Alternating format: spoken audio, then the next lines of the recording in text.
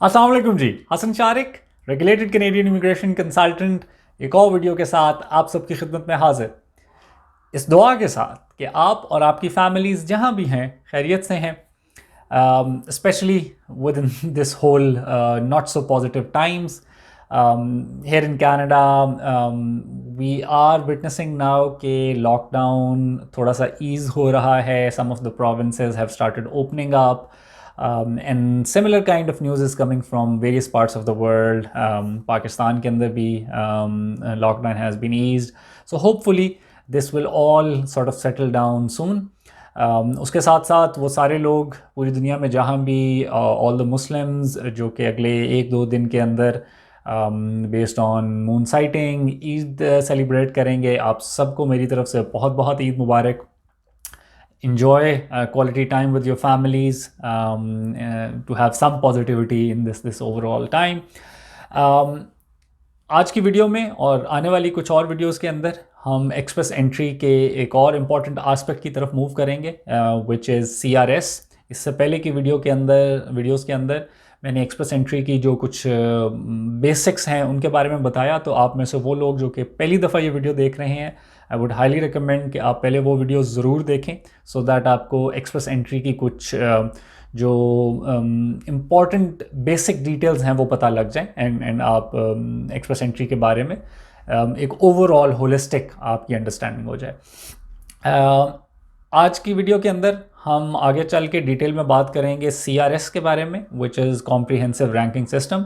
और CRS वो scoring methodology है जो कि एक्सप्रेस एंट्री के एप्लीकेंट्स को सिलेक्ट करने के लिए, पहले उनको स्कोर करने के लिए और फिर उनको सेलेक्ट करने के लिए यूज़ की जाती है. तो वीडियो में आगे हम इसकी डिटेल देखते हैं. फॉर दोज ऑफ यू जो कि पहली दफ़ा ये वीडियो देख रहे हैं, I am a licensed immigration consultant RCIC based here in Canada. I run my immigration firm और मैं इस चैनल के ज़रिए, यूट्यूब चैनल और फेसबुक पेज के ज़रिए जो कि शारिक इमिग्रेशन का है, डिफरेंट वीडियोस अपलोड करता हूँ ऑन कैनेडियन इमिग्रेशन. सो अगर आप कैनेडियन इमिग्रेशन में इंटरेस्टेड हैं एंड इसकी ऑथेंटिक इन्फॉर्मेशन चाहते हैं, तो do subscribe to the channel, do follow my Facebook page, so that you get to have all these updates as soon as I post them.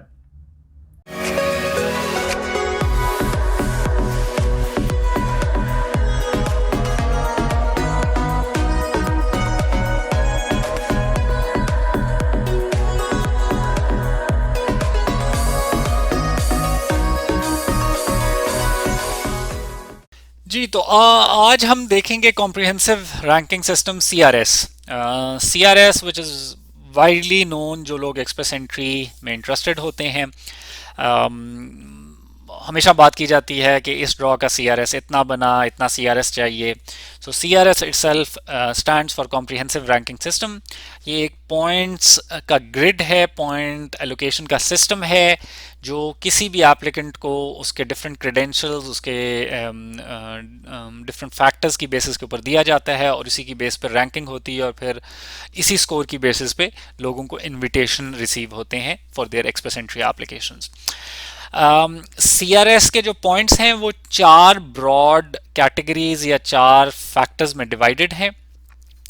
हम individually हर एक को देखेंगे और फिर लेटर ऑन हम हर एक का डिटेल में भी देखेंगे कि ये किस तरह एलोकेट होते हैं. सो सबसे पहला जो आपके पास कंपोनेंट है वो component A, which is core / human capital factors.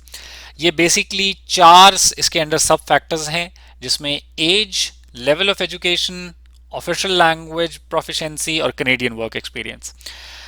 Keep in mind कि आपको ये जो 4 फैक्टर्स हैं ये बेसिकली इसमें थोड़ी सी वेरिएशन आती है कि आप as an applicant with spouse आपकी एप्लीकेशन सबमिट हो रही है या विदाउट अ स्पाउस. अगर विद स्पाउस हो रही है तो आपको उसी फैक्टर के, जैसे फॉर इंस्टेंस अगर हम एज की बात करते हैं तो मैक्सिमम पॉइंट्स आप 100 ले सकते हैं. अगर आप विदाउट स्पाउस आपकी एप्लीकेशन सबमिट हो रही है तो आप एज के मैक्सिमम पॉइंट्स 110 ले सकते हैं. मैं आगे इसकी रीज़न भी आपको बताऊंगा. सो एज के 100 और 110, लेवल ऑफ एजुकेशन के with a spouse 140, without a spouse 150, official language proficiency के with a spouse 150 and without a spouse 160 maximum points can be gained. अगर आपके पास कनेडियन वर्क एक्सपीरियंस है और आपकी एप्लीकेशन विद स्पाउस है तो you can gain 70 points for maximum 70 points for this. अगर आपकी विदाउट स्पाउस है तो you can score a maximum of 80 points for this particular factor. Moving on, the next category is spouse or common law partner factors. So this is the reason कि पीछे जब हमने देखा कि with spouse आपको हर individual factor के points कम मिलते हैं और without spouse ज़्यादा मिलते हैं, उसकी वजह यह है कि अगर आप married हैं and you have a spouse included in your application तो वो 3 डिफरेंट सब फैक्टर्स की वजह से आपका ओवरऑल CRS जो है उसमें कुछ एडिशन कर सकते हैं. And this addition can be up to a maximum of 40 points और वही 40 पॉइंट्स जो कोर फैक्टर्स हैं उसके अंदर कम किए जाते हैं for all the different factors over there. ठीक है जी. तो आपके स्पाउस या कॉमन लॉ पार्टनर जो हैं वो लेवल ऑफ एजुकेशन के कि उनकी लेवल ऑफ एजुकेशन क्या है उसके अप टू 10 पॉइंट्स गेन कर सकते हैं. उनकी लैंग्वेज एबिलिटी जो है उसमें अगर उन्होंने कोई टेस्ट दिया हुआ है इंग्लिश या फ्रेंच का उसकी बेसिस पे वो अप टू 20 पॉइंट्स ऐड कर सकते हैं. कैनेडियन वर्क एक्सपीरियंस अगर उनके पास है तो वो अप टू 10 पॉइंट्स ऐड कर सकते हैं. Category A and category B के अगर पॉइंट्स को आप ऐड करें तो this totals to a maximum of 500 points. अच्छा जी, moving on we have the next category which is category C. This is called the skill transferability factors. इसके अंदर अगेन हमारे पास कुछ ब्रॉड कैटेगरीज हैं. सो सबसे पहले एजुकेशन. अब यहाँ पे स्किल ट्रांसफरेबिलिटी के पॉइंट्स आपको दो डिफरेंट कंपोनेंट्स के या दो डिफरेंट फैक्टर्स के कॉम्बिनेशन में मिलते हैं. सो अगर आपकी education post secondary level education का क्या लेवल है compared with the level of language proficiency that you have, आप अप टू 50 पॉइंट स्कोर कर सकते हैं. आई विल रिपीट कि ये बेसिकली कॉम्बिनेशन होता है आपकी पोस्ट सेकेंडरी एजुकेशन कि उसका क्या लेवल है, आपने बैचलर्स किया हुआ है या मास्टर्स किया हुआ है या PhD की हुई है, और साथ आपका लैंग्वेज प्रोफिशिएंसी क्या है. फॉर इंस्टेंस अगर आपका CLB 7 है और आपने बैचलर्स किया हुआ है तो आपको और पॉइंट्स मिलेंगे. We will see this in detail later on, लेकिन अभी जस्ट फॉर अंडरस्टैंडिंग वही अगर आपका CLB 7 है और आपने मास्टर्स डिग्री ली हुई है तो आपके पॉइंट्स ज़्यादा हो जाएंगे and the maximum that you can score is 50. Canadian work experience अगर आपके पास है कोई और पोस्ट सेकेंडरी क्वालिफिकेशन का लेवल आपका क्या है, so based on the amount of Canadian work experience and the level of post secondary education आप 50 पॉइंट्स इसके भी गेन कर सकते हैं. This is one of the reasons कि जो CEC के एप्लीकेंट्स हैं वो ये इन कुछ जगह से कुछ एडिशनल पॉइंट्स गेन कर लेते हैं कंपेयर्ड विद FSW एप्लीकेंट्स. अच्छा, next sub category within the skill transferability factors is foreign work experience. For foreign work experience आप again up to a maximum 50 points gain कर सकते हैं और इसमें जो दो कंपोनेंट्स देखे जाते हैं वो योर लैंग्वेज प्रोफिशिएंसी का लेवल और फॉरेन वर्क एक्सपीरियंस की length. Now keep in mind over here कि जब हम फॉरेन वर्क एक्सपीरियंस कह रहे हैं तो this means any work experience gained outside of Canada anywhere.